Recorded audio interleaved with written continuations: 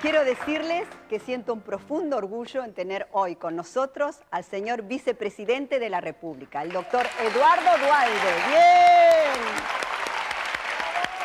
¿Cómo le va, doctor Duhalde? Bienvenido. ¿Cómo está usted? Siéntese. Mire.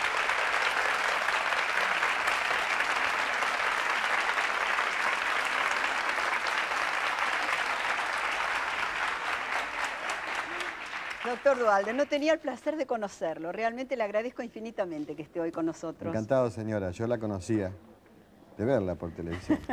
Pero no personalmente. No personalmente, es un gusto. Doctor Duhalde, yo he leído muchísimo sobre su preocupación sobre drogas, drogadicción, tráfico de drogas en nuestro país. ¿Qué lo llevó a ocuparse de este tema tan árido, tan difícil y tan riesgoso, diría yo? Bueno, fui intendente municipal de Lomas de Zamora hasta 1976. Joven intendente. Nunca nadie me hizo un solo reclamo sobre droga. Nos parecía como la mayoría de los mayores. Cosas de países lejanos. Sí, sí. Cosas de películas. Vino el golpe militar. Volví a ser intendente en 1983 y entonces sí. De todos los ángulos de la sociedad comenzaron los reclamos. Sociedad de fomento, un club de servicio, directoras, maestras.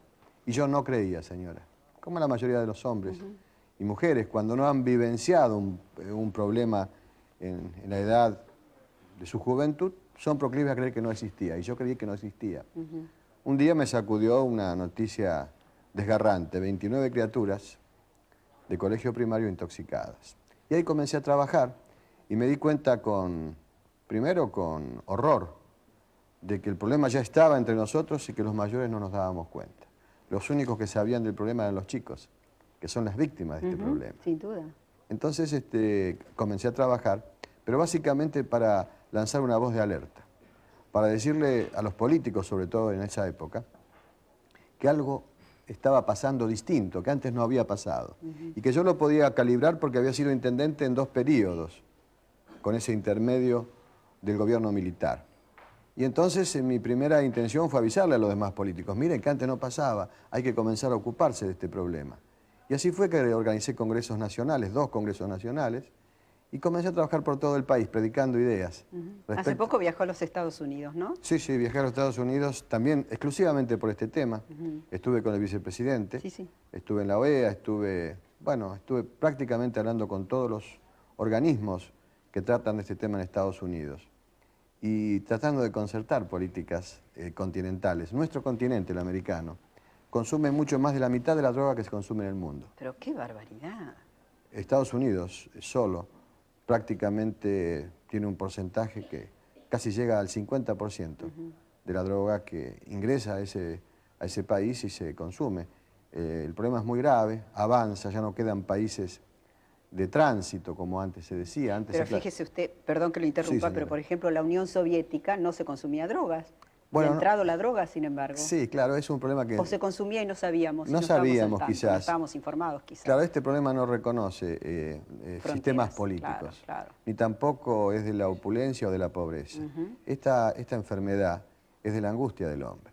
¿Y qué cree usted que lleva a un joven a drogarse? ¿Qué lo induce a drogarse? Señora, son muchos los caminos que llevan a la droga, pero ¿por qué los chicos? ¿Por qué los jóvenes? Cuando de la ciencia médica, desde la psicología, nos dicen que es una enfermedad y así es reconocida por Naciones Unidas, nosotros preguntamos, ¿pero qué enfermedad? Es la enfermedad de la angustia del hombre. Entonces la segunda pregunta de los mayores que nos hacemos, ¿cómo de la angustia? ¿O es que acaso nosotros no nos angustiábamos? Y si nos angustiábamos, ¿por qué no resolvíamos nuestras angustias con la droga? Y es muy sencillo, señora, porque las generaciones mayores a las cuales pertenecemos resolvían sus angustias en la esfera de los sentimientos, del amor, de la tolerancia. Eso que comenté yo hoy al principio, justamente. Pero ¿por qué las generaciones mayores la resolvían de esa forma? Porque era nuestra cultura, señora. Únicamente aprendíamos todo nuestro bagaje cultural en 3 instituciones básicas: la familia, la iglesia y la escuela. No conocíamos otra. Surgía de ahí entonces una cultura humanística, cristiana, la relación directa del hombre en el hogar, en la escuela, en la iglesia, era lo predominante. Entonces cuando el hombre estaba angustiado, ¿cómo lo resolvía? Como lo resolvíamos todos. Siempre estaba el abuelo, la mamá, el papá, el amigo, el sacerdote, el maestro, y no se convertía esa angustia en una angustia grave o intolerable. En el camino la íbamos resolviendo.